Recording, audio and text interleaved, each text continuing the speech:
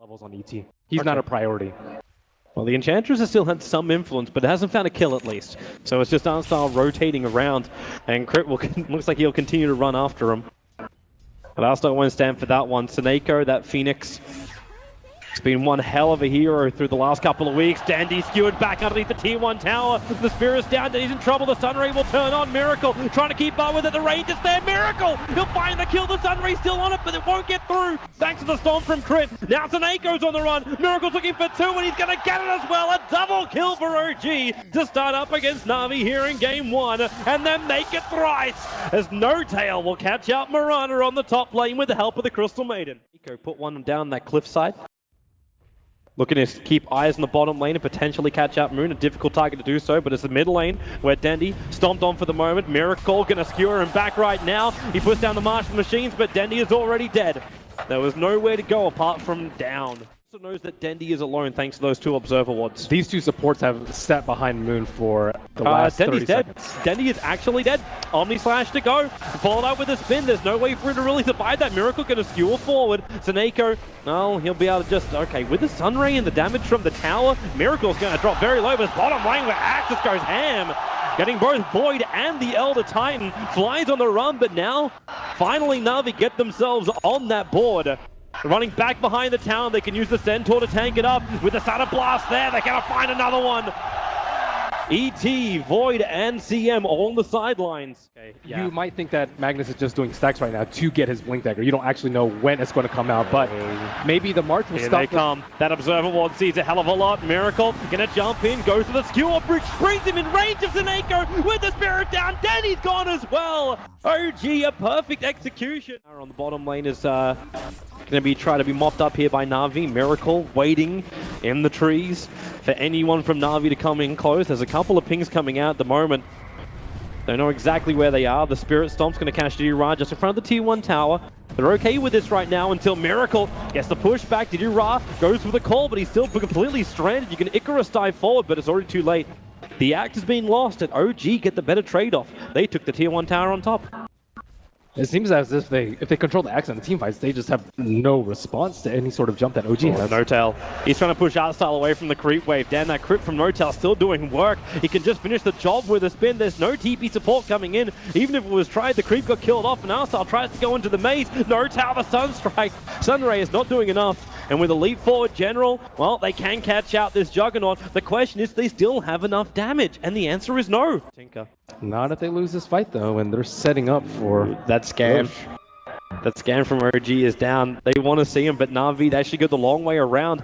And there's Miracle. It's going to break, but the call, it doesn't come in time from Didira. Fly wants to turn. They've got a perfect Observer and Sentry on the hillside, so they see Navi coming. Roshan will go down. Juggernaut has the Aegis, Immortal, the Nova on the back end of the pit. It's actually causing problems for Moon, but it's a spin. Didira gets the call out. Fly's going to go down. No Tail too early on the dunk, but you've still got Seneko with the Sunray, allowing Didira to escape. They burn the Aegis to the Immortal. Diving away, the Chronosphere only controlling Dandy, but with that laser, he can't get the hit off. Didira comes in, Moon so low, and he will drop down. They try and run away now. Seneko is still on the run, away from No Tail. With that, he's able to finish the job. Force OG into a bad trade-off position then. But for now, Navi can't really force that much, but they are getting more and more space. As time goes on, everyone continues to farm up. Didira is probably the most exposed here in the mid lane. So Miracle going to capitalize on it. The Chronosphere out for Moon. It's almost like insurance, but Didira is really, really tanky finally. The others are free, and it's Fly who takes the kill. Yeah, and a few more heroes gearing up for late game. See Tinker going for another mana item as opposed to fighting item like a Dagon. What is the build for Dendy here when you look at it? A lot of people just like mana items so you can farm more. Ooh.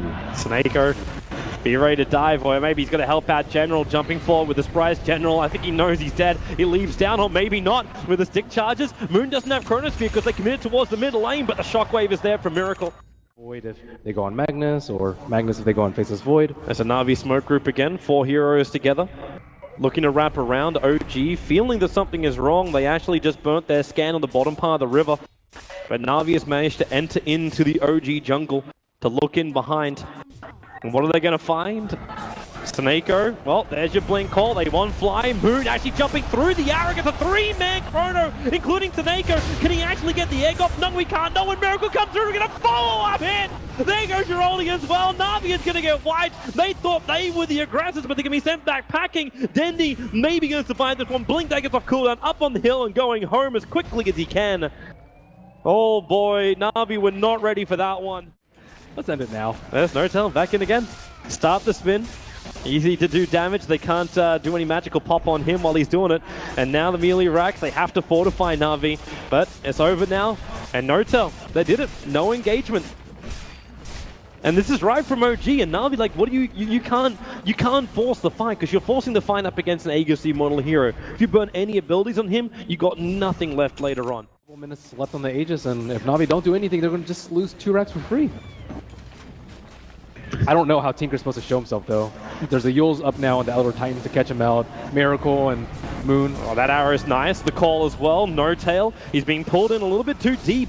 A lot deeper than he really wanted to. The damage from Marstal really isn't anywhere near enough, but they'll try and do it with the pull back out. Diraz outside the base while General is locked down by Moon's Chronosphere. You can take it already, that axe. No, well, he does have the buyback available, but expending it at this point.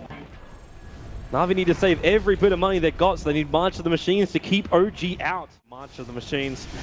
Again, Notal up the front lines. That Aegis can't have much longer left on it. As now Notal jumps in, hostile, huge damage already. He's already brought down by the Juggernaut. You get a small arrow on the fly, but there's no way to follow up. The axe is already brought back. So OG, they got him through the tower. The bottom lane's pushing in. They rinse and repeat. The Aegis Immortal, though, will be gone shortly. And the Dragonlance Enchantress is the best way that they have to kill the Healing Ward, and it still has a good amount of duration left. There goes Notel's Aegis. So finally, Navi have a way where they can maybe initiate on Notel and bring him down. And then the call, 2 men caught out, Moon there as well. Chris locked in, but the RP from Miracle keeping him out. Denny and General locked together. Denny's down, he'll have to buy back very, very quickly as Miracle skewer away under the cover of the ET splitter. Diddy Rush, Shockwave, as well as Nova down by the Crystal Maiden. More buybacks arriving from Navi. And OG, again, they force more expenditure from Navi. They back out, they buy out more stuff. There's a full pipe now over on a Crystal Maiden. This is a slow, painful death for Navi. Yeah, and OG not making any mistakes. Seems like OG just know exactly how to draft versus them. If it's not the CM in the Jug, it's like Dazzle +1, and just having this constant sustain, so they never have to back off and heal. They've been sitting outside Navi's base for like the last 5 Smack bang minutes. in the middle of OG, the Omni Slash, then he's caught out, he's already down. That is actually a full death. There is no buyback available for the Tinker and the Yule Scepter. Catching the Phoenix, mid-Icarus dives, Taneko's gone as well. And OG, they are putting the nails in the Navi coffin, and there it is, GG. OG will take game 1 of this best of 3. They just seem to have Navi's pace straight out. Yeah, I think Fly just played against them one too many times. This actually gives me flashbacks to that same Dream League final, the 3-0, where OG just seemed to have all the control. And they came out of that final and they were just like, yep, okay, another day at the office, it's just what we do. And this game, it didn't feel like it was much different. OG never really let go of the reins. Navi just have individual tools, though. It's like the art style Chen or the Enchantress, the Dendi Tinker, but where's the synergy?